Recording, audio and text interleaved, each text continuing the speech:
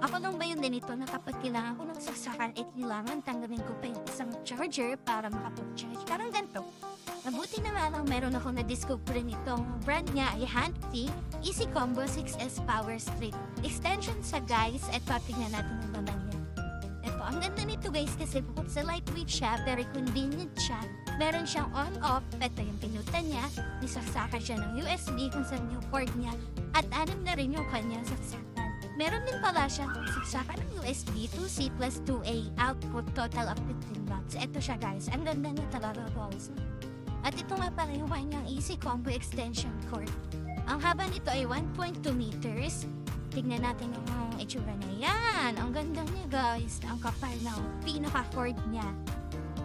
Ayan siya. Ganda ng quality. Ito yung saksakan niya. Ito yung itsura niya. At ito yung pinaka-dulo niya. Ito yung USB na isasaksak dun dito sa dito sa saksakan ng USB niya sa tabi ng on-off. Yan. Ito yung itsura niya guys. Ito siya. Yan. Ganito yung haba niya. At ito, paano siya tanggalin? Ito yung haba niya. Hindi ipalukot sa hanggang right siya. Tapos dito siya isasaksak. Ito nga pala yung luma namin extension at ito naman yung hand cake. Siyempre, hindi mo magpapahuli. Ito-testing ko na siya agad. Alisin natin yung mga charger ko sa luma namin extension. Then, ito-try ko na siya ngayon dito sa bago kong extension. Yan siya.